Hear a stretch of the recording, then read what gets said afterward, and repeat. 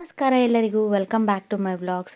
ಕಾರ್ತಿಕ್ ಸೋಮವಾರ ಎಲ್ಲ ಮುಗೀತು. ಕಾರ್ತಿಕ್ ಸೋಮವಾರ ಮುಗಿದ್ಮೇಲೆ ಗುರುವಾರವರೆಗೂ ಅಮಾವಾಸ್ಯೆ ಇತ್ತಲ್ಲ, ಅಮಾವಾಸ್ಯೆವರೆಗೂ ನಾವು ಚಿಕನ್ ಮಾಡಿರಲಿಲ್ಲ. ಸಂಡೇ ಮಾಡೋಣ ಅಂತ ಹೇಳ್ಬಿಟ್ಟು ಸಂಡೇ ಮಧ್ಯಾಹ್ನ ಚಿಕನ್ ತರಿಸಿದ್ದೆ. ಬೆಳಗ್ಗೆ ಕೆಲಸ ಎಲ್ಲ ಮುಗಿಸ್ಬಿಟ್ಟು ಇಲ್ಲಿ ಶುಂಠಿ ಬೆಳ್ಳುಳ್ಳಿ ಪೇಸ್ಟು ಮತ್ತು ಬೆಳ್ಳುಳ್ಳಿನ ಕಟ್ ಮಾಡಿ ಫ್ರೈ ಮಾಡಿ ರೆಡಿ ಮಾಡಿ ಇಟ್ಕೊಂಡಿದ್ದೀನಿ. ಯಾವಾಗಲೂ ಒಂದೇ ಥರ ಚಿಕನ್ ಕರಿ ಮಾಡೋದು ಬೇಡ ಅಂತೇಳಿ ಇವತ್ತು ಹರಿಯಾಲಿ ಚಿಕನ್ ಕರಿ ಟ್ರೈ ಮಾಡ್ತಾಯಿದ್ದೀನಿ. ಇದಕ್ಕೆ ಮಿಕ್ಸಿ ಜಾರ್ ತೊಗೊಂಡು ನಾನು ಆಲ್ರೆಡಿ ಶುಂಠಿ ಬೆಳ್ಳುಳ್ಳಿ ಪೇಸ್ಟು ಮಾಡಿಟ್ಕೊಂಡಿದ್ದಲ್ಲ, ಅದರಲ್ಲಿ 1 ಸ್ಪೂನಷ್ಟು ಶುಂಠಿ ಬೆಳ್ಳುಳ್ಳಿ ಪೇಸ್ಟನ್ನ ಹಾಕ್ಕೊಂಡಿದ್ದೀನಿ. ಮತ್ತು ಒಂದು 10 ಅಷ್ಟು ಗೋಡಂಬಿ ಹಾಕ್ಕೊಂಡಿದ್ದೀನಿ. ಗೋಡಂಬಿನ ನಾವು ನೆನೆಸಿ ಆದರೂ ಹಾಕ್ಕೋಬೋದು, ಇಲ್ಲಾಂದರೆ ಹಾಗೇ ಹಾಕ್ಕೋತಾ ಇದ್ದೀನಿ ನಾನಿಲ್ಲಿ.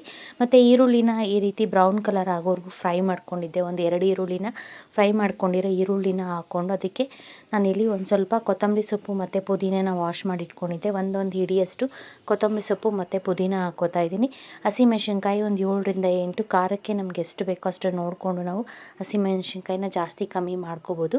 ಕೊತ್ತಂಬರಿ ಪುದೀನೂ ಅಷ್ಟೇ, ನಾವು ಕ್ವಾಂಟಿಟಿ ಜಾಸ್ತಿ ಆದಷ್ಟು ಚಿಕನ್ ಕ್ವಾಂಟಿಟಿ ಕೊತ್ತಂಬರಿ ಪುದೀನ ಗೋಡಂಬಿ ಎಲ್ಲ ಜಾಸ್ತಿ ಹಾಕ್ಕೊಂಡು ರುಬ್ಕೋಬೇಕಾಗುತ್ತೆ. ನಾನಿಲ್ಲಿ ಶುಂಠಿ ಬೆಳ್ಳುಳ್ಳಿ ಪೇಸ್ಟ್ ಮಾಡಿಕೊಂಡು ಮಿಕ್ಸಿ ಜಾರ್ಗೆ ಹಾಕ್ಕೊಂಡು ಇಷ್ಟನ್ನು ನುಣ್ಣಕ್ಕೆ ರುಬ್ಕೊಂಡಿದ್ದೀನಿ. ಇಲ್ಲಿ ಬಾಣಲಿನಲ್ಲಿ ಚಿಕನ್ ಫ್ರೈ ಮಾಡ್ಕೋತಾ ಇದ್ದೀನಿ. ನಾವು ಬೇಕು ಅಂದರೆ ಬೇಗ ಆಗಬೇಕು ಅಂದರೆ ಕುಕ್ಕರ್ ಇಟ್ಕೊಂಡು ಕುಕ್ಕರಲ್ಲೇ ಫ್ರೈ ಮಾಡಿ 1 ವಿಷಲ್ ಅಥವಾ 2 ವಿಷಲ್ ಕೂಗಿಸ್ಕೊಂಡ್ರೆ ಚಿಕನ್ ಕರಿ ಬೇಗ ಮಾಡ್ಕೋಬೋದು. ನಾನು ಸ್ಟವ್ ಹಚ್ಚಿ ಪಾತ್ರೆ ಇಟ್ಕೊಂಡಿದ್ದೆ. ಪಾತ್ರೆ ಬಿಸಿ ಆದಮೇಲೆ ಅದಕ್ಕೆ ನಾನು 1 ಟೇಬಲ್ ಸ್ಪೂನ್ ಅಷ್ಟು ಎಣ್ಣೆ ಹಾಕ್ಕೊಂಡು ಇದಕ್ಕೆ ಚಕ್ಕೆ ಲವಂಗ ಬೇಕು ಅಂದರೆ ಪಲಾವ್ ಎಲೆನೂ ಹಾಕ್ಕೋಬೋದು, 1 ಮರಾಠಿ ಮೊಗ್ಗು ಮತ್ತು ಬ್ಲ್ಯಾಕ್ ಏಲಕ್ಕಿ ಹಾಕ್ಕೊಂಡಿದ್ದೀನಿ.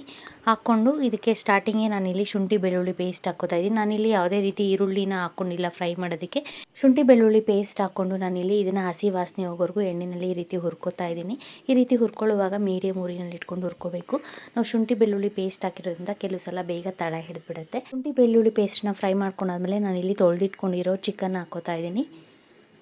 ಚಿಕನನ್ನು ಹಾಕಿ ಎಣ್ಣೆಯಲ್ಲಿ ಫ್ರೈ ಮಾಡಿಕೊಂಡು ಒಂದು ಸ್ವಲ್ಪ ಹೊತ್ತು ಈ ರೀತಿ ಎಣ್ಣೆಯಲ್ಲಿ ಫ್ರೈ ಮಾಡ್ಕೋಬೇಕಾಗುತ್ತೆ. ಚಿಕನನ್ನು ಫ್ರೈ ಮಾಡ್ಕೋಬೇಕಾದ್ರೆ ನಾನಿಲ್ಲಿ ರುಚಿಗೆ ತಕ್ಕಷ್ಟು ಉಪ್ಪು ಹಾಕೋತಾ ಇದ್ದೀನಿ. ಚಿಕನ್ಗೆ ಸ್ಟಾರ್ಟಿಂಗ್ 1 ಸ್ಪೂನಷ್ಟು ಉಪ್ಪು ಹಾಕಿ ನಾನಿಲ್ಲಿ ಚಿಕನನ್ನು ಹುರ್ಕೋತಾ ಇದ್ದೀನಿ. ಚಿಕನನ್ನು ಒಂದು ಸ್ವಲ್ಪ ಹೊತ್ತು ಈ ರೀತಿ ಎಣ್ಣೆಯಲ್ಲಿ ಫ್ರೈ ಮಾಡ್ಕೊಂಡಾದ್ಮೇಲೆ ನೋಡಿ, ಚಿಕನಲ್ಲಿರೋ ನೀರೆಲ್ಲ ಬಿಡೋಕ್ಕೆ ಸ್ಟಾರ್ಟ್ ಆಗುತ್ತೆ.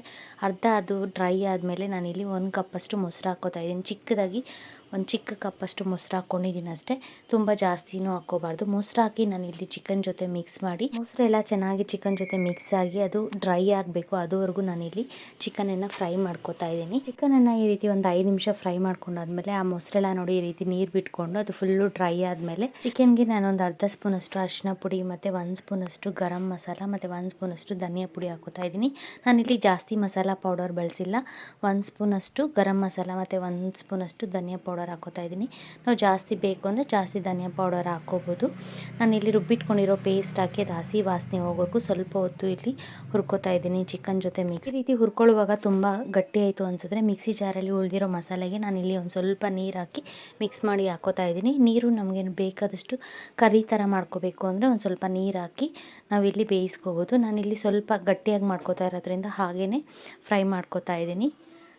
ಚಿಕನ್ ಬೇಯುವವರೆಗೂ ನಾವು ಈ ರೀತಿ ಫ್ರೈ ಮಾಡ್ಕೋಬೇಕು. ಕುಕ್ಕರಲ್ಲಾದರೆ ನಾವು 1 ವಿಷಲ್ ಕೂಗಿಸ್ಕೊಂಡ್ರೆ ಚಿಕನ್ ಬೇಗ ಬೆಂದೋಗ್ಬಿಡುತ್ತೆ. ಚಿಕನ್ ಅರ್ಧ ಬೆಂದಿದೆ. ನಾನಿಲ್ಲಿ 1 ಟೀ ಸ್ಪೂನಷ್ಟು ಪೆಪ್ಪರ್ ಪುಡಿನ ಮಾಡಿ ಪೆಪ್ಪರ್ ಪುಡಿ ಹಾಕ್ಕೋತಾ ಇದ್ದೀನಿ. ಹಾಕಿ ನೋಡಿ ಈ ರೀತಿ ಗಟ್ಟಿಯಾಗಿದೆ. ನಿಮಗೆ ಇನ್ನೊಂದು ಸ್ವಲ್ಪ ನೀರು ಬೇಕು ಕರಿ ಥರ ಅಂತ ಅನ್ಸಿದ್ರೆ ಒಂದು ಸ್ವಲ್ಪ ನೀರು ಹಾಕಿ ಇದನ್ನು ಚೆನ್ನಾಗಿ ಬೇಯೋವರೆಗೂ ಕುಕ್ ಮಾಡಿಕೊಂಡ್ರೆ ಹರಿಯಾಲಿ ಚಿಕನ್ ಕರ್ರಿ ರೆಡಿ ಆಗುತ್ತೆ. ಇದನ್ನು ಕರ್ರಿಯಾಗೂ ಆದರೂ ಮಾಡ್ಕೋಬೋದು, ಇಲ್ಲಾಂದರೆ ಡ್ರೈ ಆಗಬೇಕು ಅಂದರೆ ಡ್ರೈ ಥರ ಆದರೂ ಮಾಡ್ಕೋಬೋದು. ಇಲ್ಲಿ 80% ಚಿಕನ್ ಕುಕ್ ಆಗಿದೆ, ಇನ್ನೊಂದು ಸ್ವಲ್ಪ ಕುಕ್ ಆಗಬೇಕು. ಲಾಸ್ಟಲ್ಲಿ ನಾನು ಕಸೂರಿ ಮೇಥಿ ತೊಗೊಂಡು ಅದನ್ನು ಕ್ರಷ್ ಮಾಡಿ ಪೌಡ್ರ್ ಮಾಡಿ ಅದನ್ನು ಹಾಕ್ಕೋತಾ ಇದ್ದೀನಿ. ಕಸೂರಿ ಮೇಥಿ ಹಾಕೋದ್ರಿಂದ ಫ್ಲೇವರ್ ತುಂಬ ಚೆನ್ನಾಗಿರುತ್ತೆ. ಬೇಕು ಅಂದರೆ ಇದಕ್ಕೆ ಒಂದು ಸ್ವಲ್ಪ ಜೀರಿಗೆನ ಪುಡಿ ಮಾಡಿನೂ ಸಹ ಹಾಕ್ಕೋಬೋದು, ಅದು ಸಹ ಡಿಫ್ರೆಂಟಾಗಿ ಫ್ಲೇವರ್ ಕೊಡುತ್ತೆ, ಟೇಸ್ಟ್ ತುಂಬ ಚೆನ್ನಾಗಿರುತ್ತೆ. ಚಿಕನ್ ಕರಿ ಇನ್ನೊಂದು ಸ್ವಲ್ಪ ಬೇಯಬೇಕಾಗಿತ್ತು. ನಾನು ಇದ್ರ ಜೊತೆಗೆ ಇವತ್ತು ಮಧ್ಯಾಹ್ನ ಊಟಕ್ಕೆ ಮುದ್ದೆ ಮಾಡ್ಕೋತಾ ಇದ್ದೀನಿ. ಅದಕ್ಕೆ ಒಂದು ಸ್ವಲ್ಪ ನೀರು ಹಾಕಿ ನೋಡಿ ಈ ರೀತಿ ಕರ್ರಿ ಥರ ಮಾಡ್ಕೊಂಡಿದ್ದೀನಿ. ಚಿಕನ್ನು ನೋಡಿ ಮೇಲೆ ಎಣ್ಣೆ ಎಲ್ಲ ತೇಲ್ತಾ ಇದೆ. ಈ ರೀತಿ ತೇಲ್ತಾ ಇದೆ ಅಂದರೆ ಚಿಕನ್ ರೆಡಿ ಆಗಿದೆ ಅಂತ.